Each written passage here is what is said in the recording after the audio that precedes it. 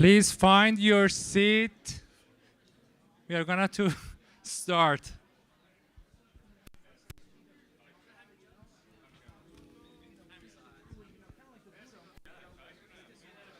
خانم تشکرنیا.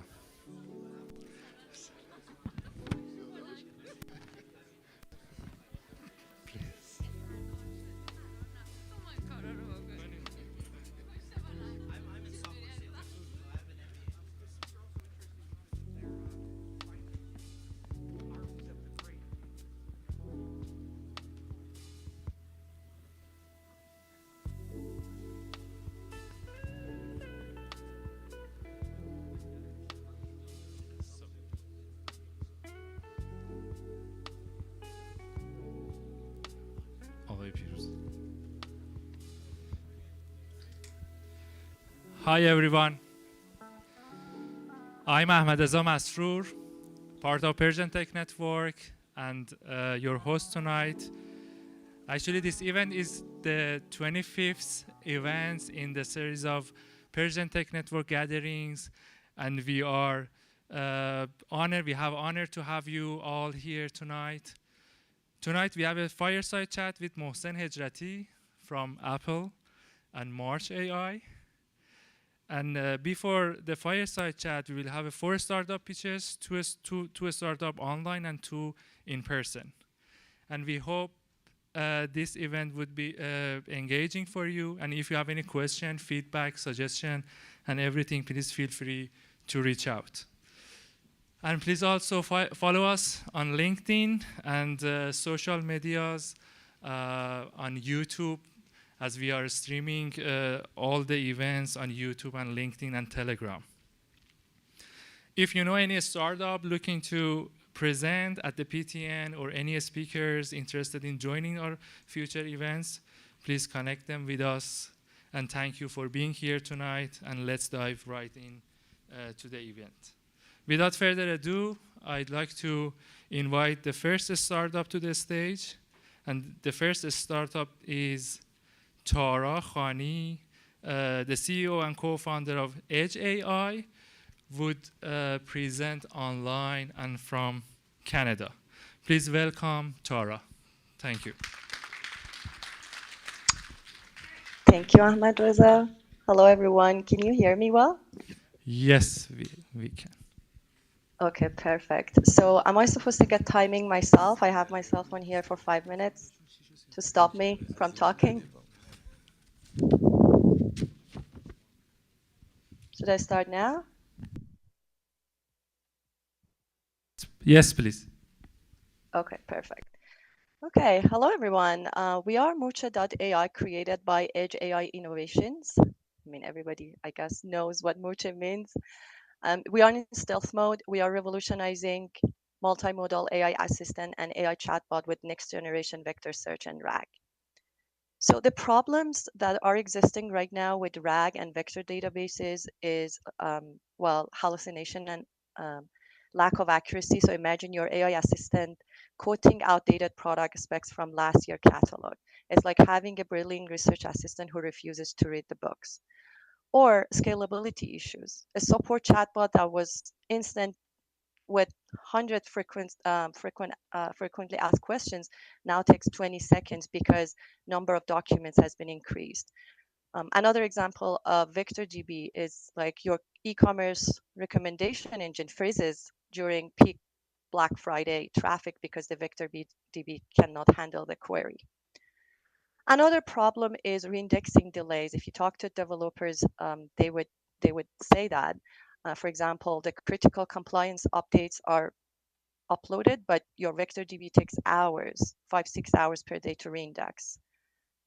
Constant server maintenance headaches. VectorDBs are very luxury DBs, and they require a lot of time to maintain.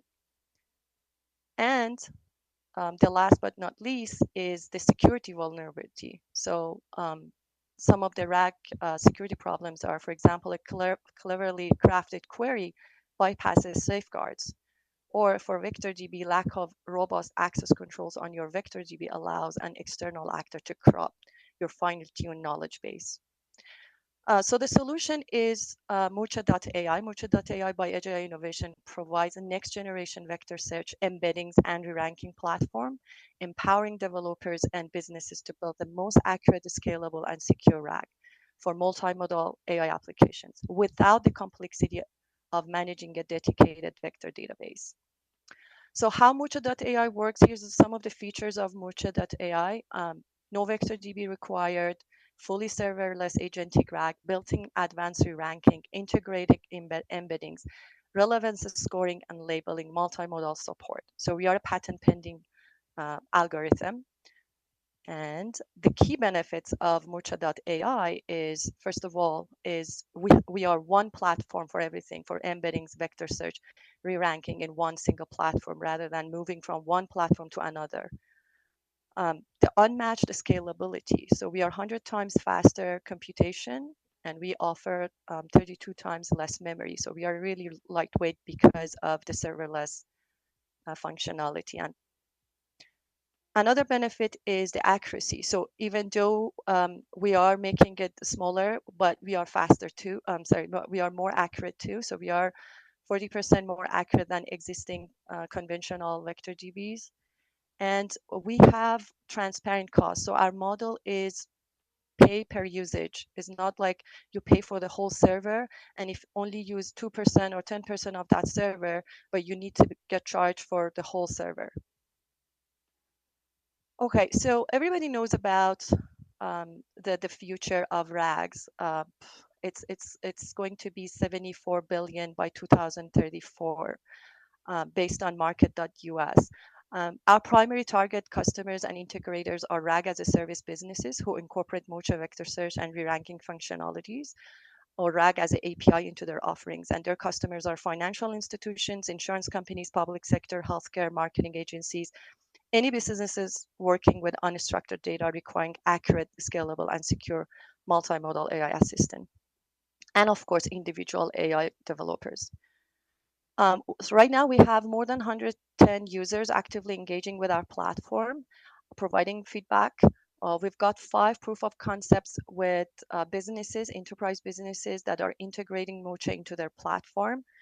And some of the recognition, we founded our business in Edge AI Innovation 2024.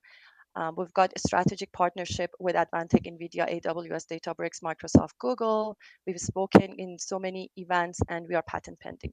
Direct competition, Voyage AI, one of the direct competition, they do re-ranking, embedding. They've been acquired by MongoDB last month. In direct competition, LanceDB, Pinecone, Keyodron, Viviet, Melvis. This is one of the benchmarking that we've done between LanceDB and Murcha. It's on GitHub. You can get access and you can see we will do more soon. This is us, myself, and my co-founder. We both quit our job last year from Saudi. He's a PhD and a master's with engineering and data science for 15 years. 2 strategic advisors, both serial entrepreneurs, multiple exit. Here is our products, go-to-market strategy. We're still working on this. As I said, we are in stealth mode. And we are asking for 600,000 USD dollars. We already raised $100,000 USD, non-dilutive. And we need that to expand our team. This is us. This is our LinkedIn. Feel free to add us. And I guess I just 5 minutes and 30 seconds. Thank you, Tarajan. We have time no for only one question. Any question? No. Tarajan, thank you. Thank you so much. And look forward to see you again. Absolutely. Thank you. And the second startup would be Winder, presented by Hamid Reza, the co-founder from Netherlands. Please welcome Hamid Reza. Hamid Reza, please go ahead.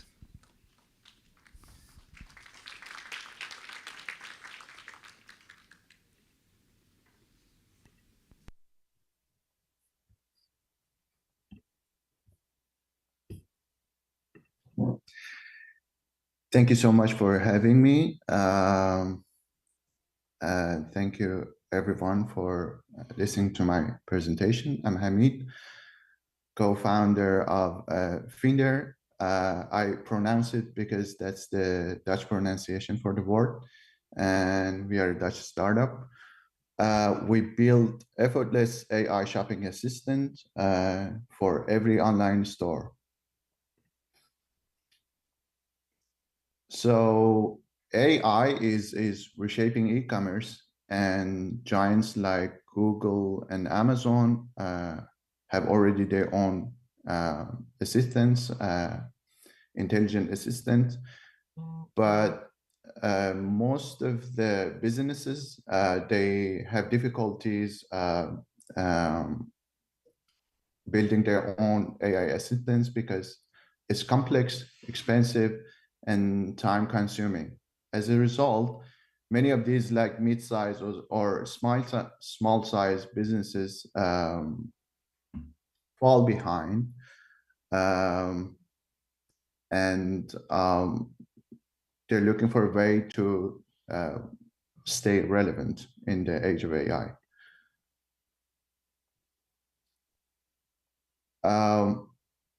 We make it easy by offering a plug and play assistant, which instantly elevate the customer experience and drive sales.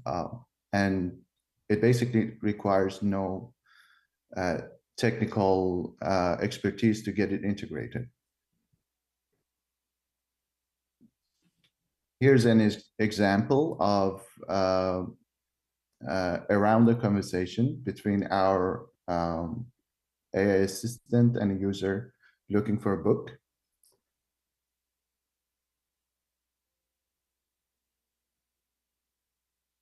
How it works. Basically, you can upload your catalog of products and then tweak basic settings if you like. And by just copy pasting a line of code, you can integrate it into your website. And from there, Finder takes the control and using RAG and vector search, it basically provides an intelligent conversation and shopping assistant. Hamilton, you have 2 minutes. Yes. Our focus is Netherlands and UAE regions that have growing online businesses, e-commerce businesses. And our ideal customer profile is non-technical online stores, having solid revenue and lacking like AI capability to have the AI assistant in-house.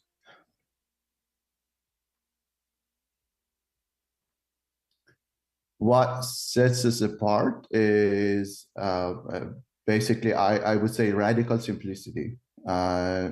So our customers can go live in minutes, and it needs basically no technical expertise to get it integrated. We are live on Finder.tech.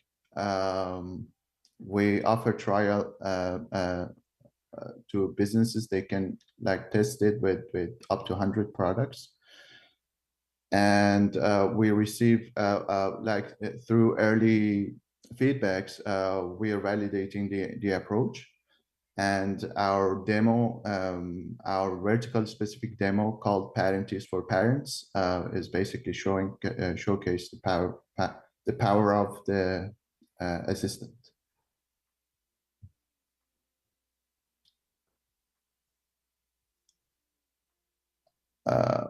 So there's a gap because the giants have their own in-house assistant, but we are making sure that mid-sized or small-sized businesses not too stuck and be able to have their own assistant. Compared to competitors, Finder wins on simplicity and accessibility. We don't need any SDK or API to work. It's just the line of code they can copy paste in their final solution. Currently, we offer free trial, but soon we provide tiered SaaS subscription based on the usage volume and number of products in the catalog, and also premium features. This is us. Reza provides scalable product development, having scaled 2 startups to millions of users. I bring in large language model and AI expertise and experience.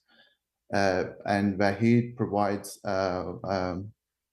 strong data science experience, working a lot with e-commerce data in his previous experiences. We are looking for pilot customers in Netherlands and UAE, and also strategic partnerships. And we also look for up to 200K to basically accelerate the product feature development and scaling up the infrastructure, and also building out the initial sales iteration. Thank you, Hamid Reza. Thank you. Thank you. Any question? No, thank you, Hamid John. And Thank you. see you next time at Persian Tech Network. And the third startup is OpenFi, presented in person by Hossein, the founder and the CEO. Please welcome Hossein.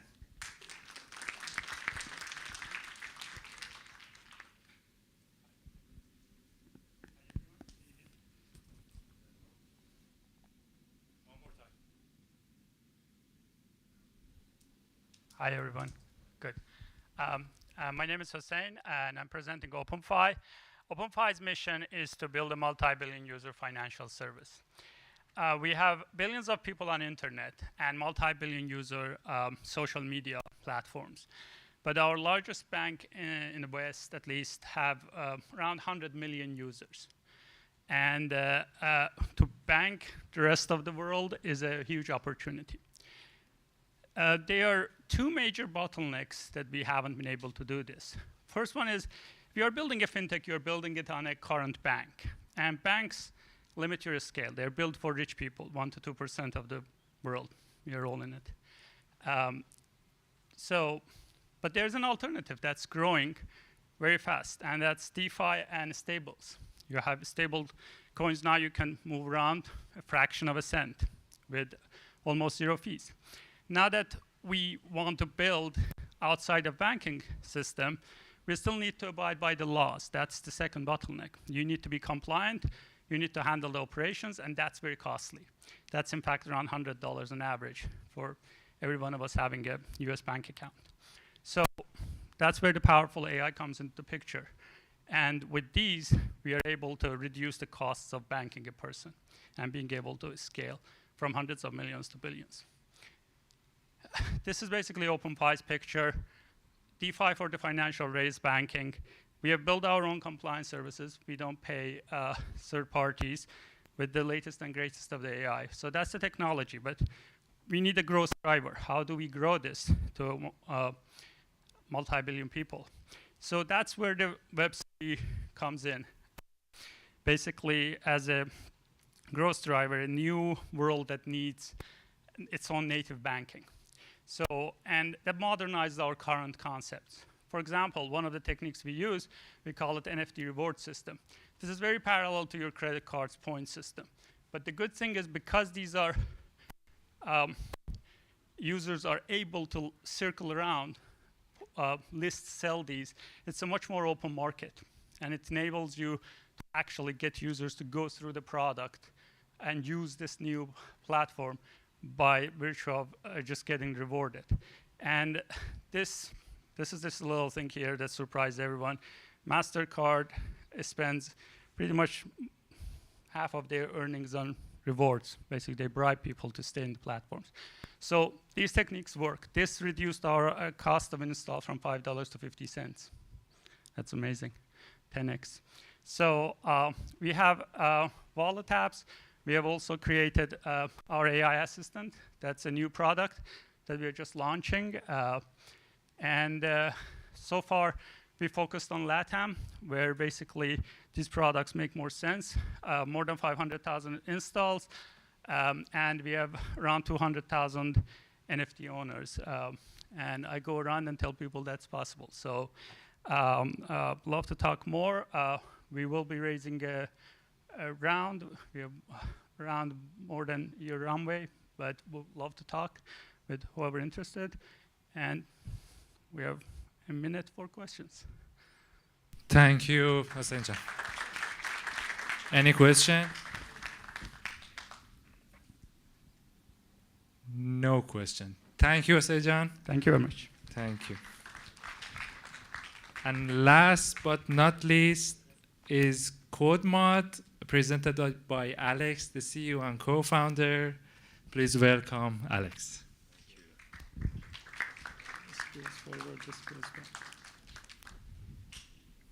Hello, everyone. How are you all doing? Today, I'm excited to introduce you to CodeMod. And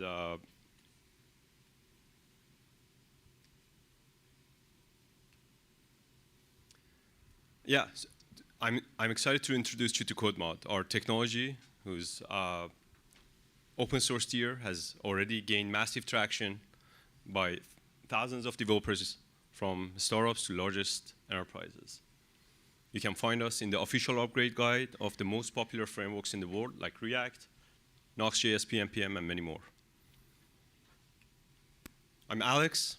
I'm co-founder and CEO of CodeMod, originally from Shiraz, background in engineering and AI. And I built AI-powered automation platforms at Meta for 6 years.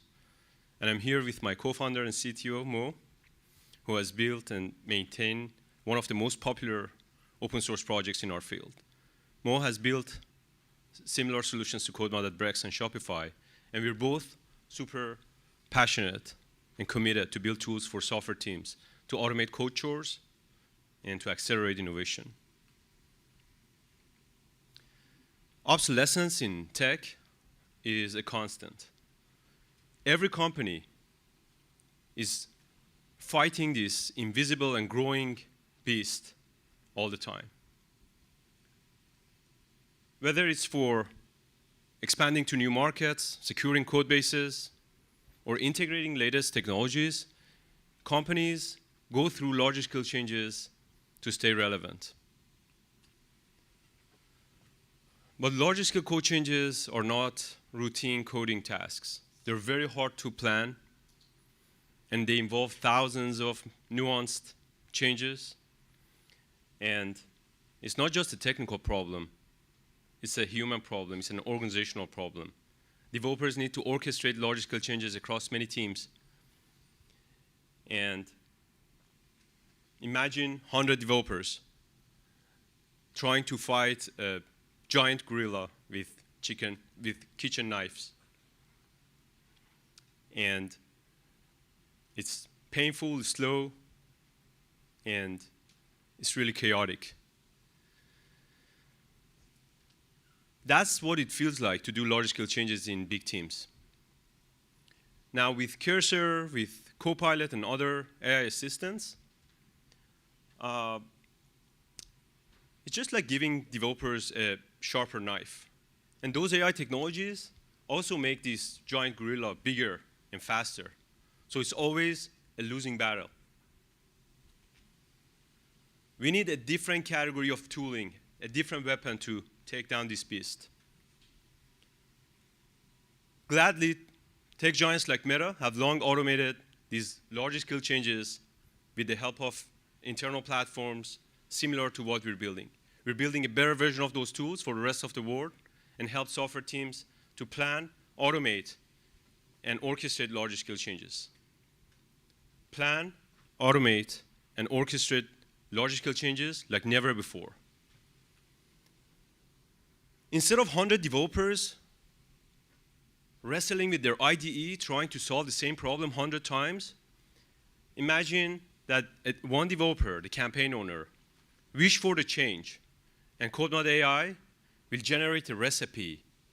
It's comprised of sequence steps to automate this change at scale, reliably and securely.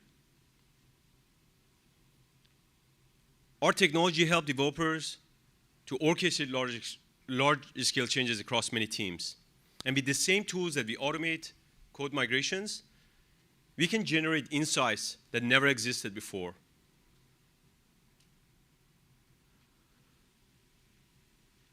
If you are an engineer in a company with 100 more developers, I would love to meet with you and show you a live demo of our product. And if you're a cracked product engineer and you know it deep down, Mo and I would love to talk to you. We want to make CodeMod, with your help, a sexy product. And we believe that a DevTool company can be a sexy one. I'm excited to share that recently, Arash Ferdowsi, co-founder of Dropbox, joined us as an investor. Dropbox is one of the plug-and-play portfolio companies. And fun fact, my first investor is Martin, who happens to be one of my best friends, is also a plug-and-play portfolio company. So I want to end my talk by thanking plug-and-play team for bringing us all together and supporting the Iranian American community. Thank you. Thank you, Alex. Thank you. Any question? One question is mandatory. No, we don't have any question. Thank you, Alex. Thank you so much. Are you sure? I'm sure, 100% sure. Anyone? Yeah, we have one question over there. Okay, so we have one question. Please.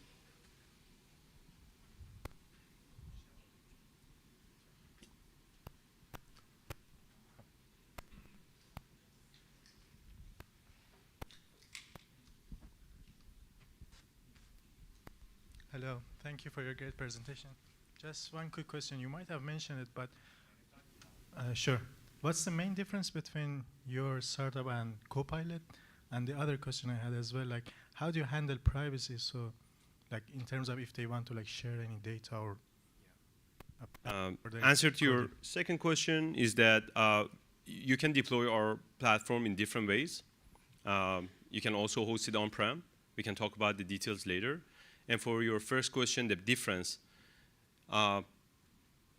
if you have done larger scale changes with Cursor, you need to play with the IDE, and there are certain tasks that can be automated with Cursor, and there are certain tasks that cannot be automated.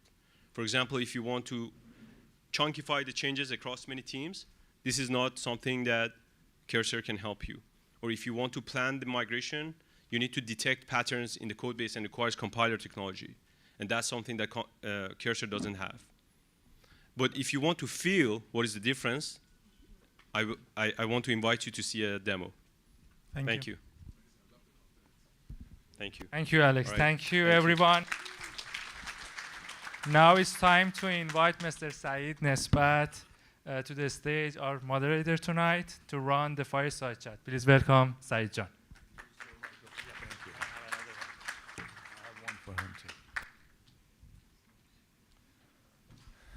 Good evening.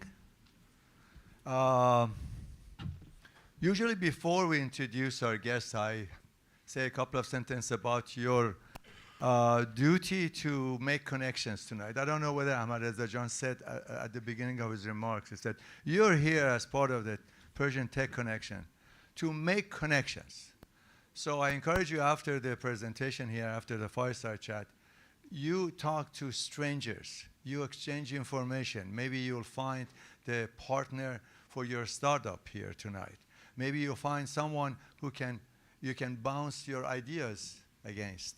So remarkable things will happen if you go out of your comfort zone and reach out and talk to someone. Now about the fireside chat, I'm very excited about Mohsen Hejrati, who is our featured fireside chat speaker tonight. He is a rare blend of excellent technical achievement as well as heartfelt social commitment. And he has a fantastic story, and I would like to share that with you from his own mouth. So please help me give a warm welcome to Mohsen Hejrati, our guest tonight.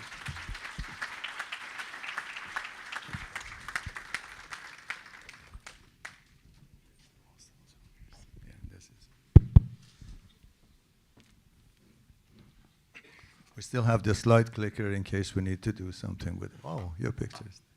Mohsen-jan, thank you very much for accepting our invitation to come over here. Rashad, can we have the prerequisite timer there? Thank you. I told him already, 30 minutes. This is not supposed to be exposed to the audience. Sorry about that.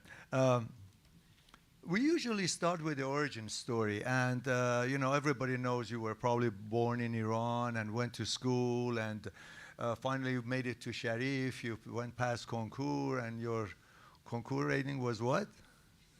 I'm not saying that. Well, I know it, but if you don't want to say it, that's fine. That's remarkable.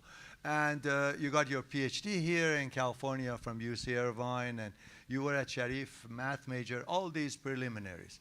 But what was remarkable was you had a lot of difficulties fitting in the system, in the educational system in Iran. But despite that, you made it over here, and you made great achievements that we're going to go through. But let's focus on that one. What was the source of the problems that you had to confront in Iran? Thank you so much for the introduction. So I think it is, everybody knows here that the education system, not just in Iran, but everywhere in the world, is designed to mass produce workforce for the industrial age. Cookie cutters, right? yes. Just everybody goes through the same program, sits behind the same seats, do the same things, do the same homework, and you're expected to be compared with other people on the exact same exam. And you're expected to conform, And essentially. you have to be conforming to the whole like disciplines and the system. So I'm imagining that's probably not going to fit everybody, right? And I'm probably not the only one who suffered through that system. So like people have like different ways of learning, different interests, different sort of intellectual levels.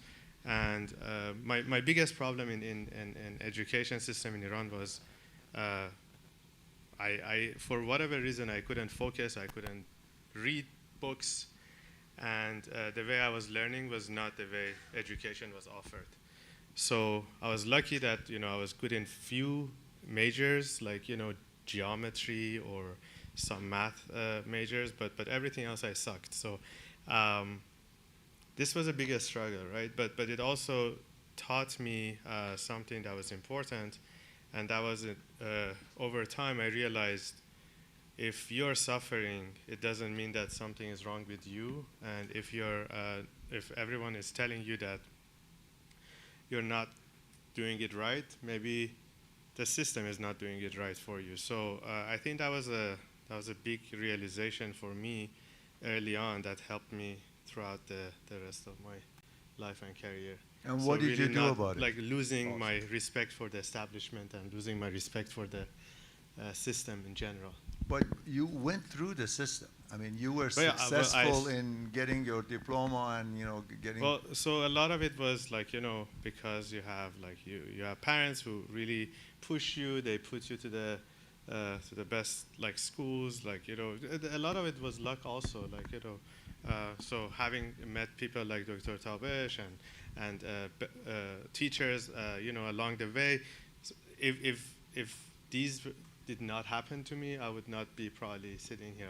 I actually remember I had a teacher who was teaching statistics in second year in high school who told me, you don't have any talent, you should probably stop school and go find like a job or something, you know. So you have to be lucky, you know. You were kicked out of school almost. Yeah, many times. Yes. Many times. Yes. Yeah. Yeah. So what was the reason for that? What did you do? I don't know. I don't think it was an issue with me. It was an issue with the school system, right? It was an issue with them. Absolutely. You have to ask them. What would they say if they were here? They would say, "What? What did you do?" I was not doing homework. You were not doing homework. Causing trouble here and there. So, but I don't think it was anything. I didn't do anything wrong. It was them. So. Did you have followers? Did other people join your rioting group? Yeah, they did. Yes. Okay. Did this continue? Well, you went past concours. You made a remarkable mark over there, and then you went to Sharif. How was the situation in Sharif? Was it different? No, I think they're the same for university. Again, like, you know, the system is designed just to mass produce people for the way industrial age worked. Like, you know, even at Sharif University nowadays it might be better, but really you have like a few courses that you have to pick from. You have to do the same course. Everybody has to go through the same course the same way, do the homeworks, and if you're getting a major in math, you have to go through the same courses. Like here, like Tawesh was telling me, like in Stanford you have almost infinite number of the degrees or majors you can get. You can choose how you want your education to be, and that's, I think, the lesson I learned is that in the education system in Iran, the students, the people who actually had to learn, they were not empowered, they were not in charge. So teachers, principals, the university professors, they were in charge. But they had actually the least amount of stake in your future, right? So we had to change that so that the students should be in charge of their own education and their future. And or that at was least not, take part of it. or at least be a big part of it, yes. And I think that's the revolution that happened in education, and it's continuing to happen.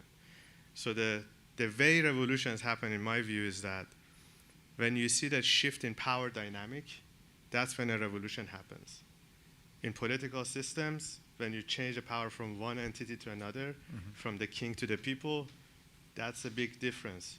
In education, if you put power from the university professors and take it from them and give it to the students, so they are in charge, you will see a revolution. So I think that's the big problem that we have in the education, in the traditional education systems, and you see the technology is changing that nowadays, like, you know, with the online courses and platforms. Now you're in charge. You can decide what you learn and how important it is for your future. In our early conversation, you said part of the luck that you said you had, well, you were a hard worker regardless, but you had your own system, was one of the teachers, your geometry teacher, who was advocating for you and going to bat for you, just saving you. What was your relationship with him, and why was he defending you and not other teachers? I mean, I was also lucky because he was the main person in the school, so he was the mudir of the school. I don't know, the school director. The school director. Yeah. So he had a lot of influence. So he could keep me in the school, but I think he just like realized that this guy is not an idiot, right? And there must be some other issues, like, you know, and he was. I think I owe him that because he kept me in a good school. He didn't let me, like, you know, get, you know, kicked out and who knows where my future. Maybe, who knows what the future would be. So you're in Sharif, and your major is math, not computer science yet. What made you pick up math? Why did you major in math? I don't know. I think it was. Maybe it was the geometry teacher? It's probably like, you know, the school, like, you know, I liked math and you know, it it was a topic. Actually, it was my first choice when I chosen major. So I think it was. I was also not quite familiar with computer science or what it was, and I didn't absolutely had no idea back then what AI was, or I didn't have like a big vision. It was just math was something familiar. So. And when did you switch to AI? When did you discover that you want to do computer science? So back in Iran, we were working with Dr. Shahjani, who established a very advanced machine learning computer vision lab in IPM, and he came from US back to Iran, and he had this vision. He was a math pioneer, but he had this vision that AI was going to be the future. So we owe him a lot of the great AI talent who are now in the US, like people like Ali Farhadi, who is now the CEO of Allen Institute for AI, or a lot of other people who are coming out of IPM like in its golden days. So he introduced us to the concept, and he was doing it not the Iranian education system way, but he was doing it very open-minded and giving you a lot of space and freedom and whatever resources is required. And he supported every student to go pursue AI in the best universities in the world. This is at Sharif?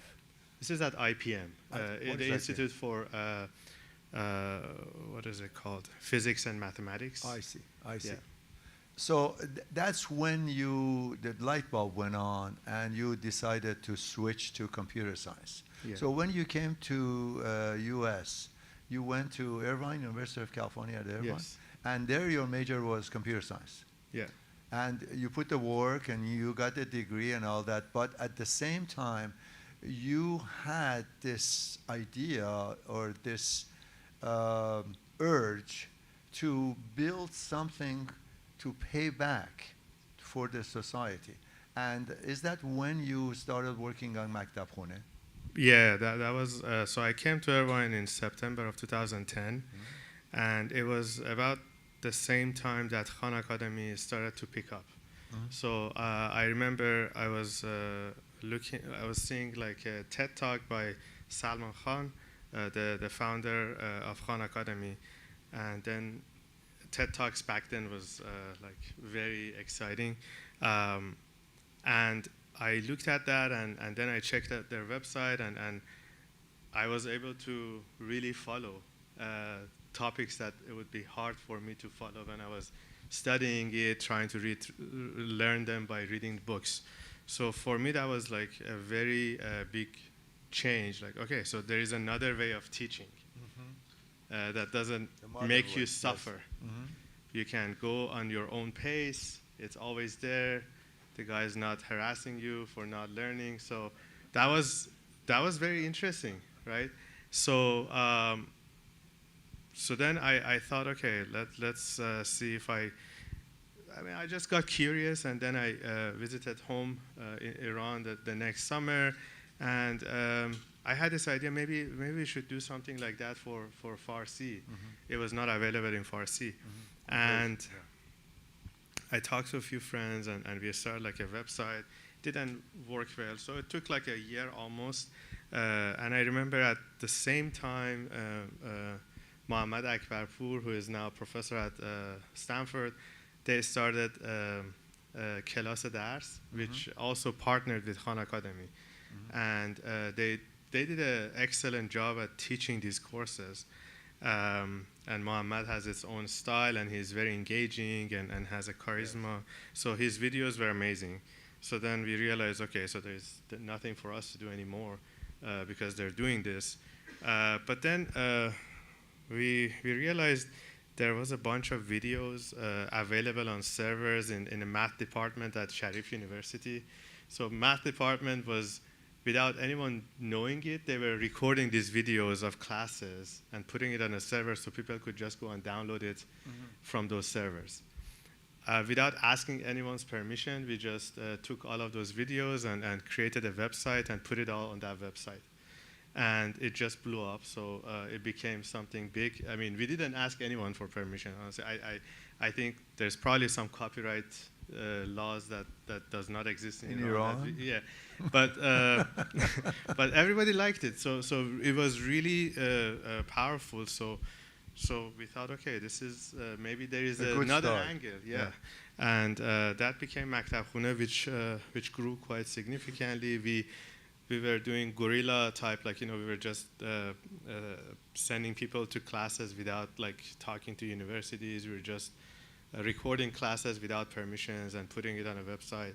And my sister is here. She did a lot of that work. Like Guerrilla a lot of people, warfare of education. Guerrilla warfare. Yes. Yeah, it was. And then over time, people had to agree, like, well, this has to work. So. Did you have any recording of yourself explaining something? No, I mean, No. I tried, and it was so hard. Teaching is very hard. So. Okay. That's not for you, but Not for you're me. a technical person and the mind Yeah. behind. So let me do a very quick, informal poll. How many of you were familiar with Maktab Khune before we? Bring your hands up. Yes, yes. And that's remarkable. A good sample. About 20% of people have been influenced by that. What was your feeling? What was? Is it still going? Is it? Yeah. So I think it's now like 5,000 professors are teaching on Maktab Khune, Wow. and every year there are maybe millions, 5-10 millions of students. And it's all in Persian. I think so. Yes. Okay. Okay. Excellent. What is your relationship with it right now, besides being the founder? I'm just advocate supporting them. Okay. All right. No relationship. Okay. So that was one big motion, one big activity that you did to pay back. But that's not limited to that. You were constantly thinking about this one. You continued your career, and after University of California, Irvine, where did you go?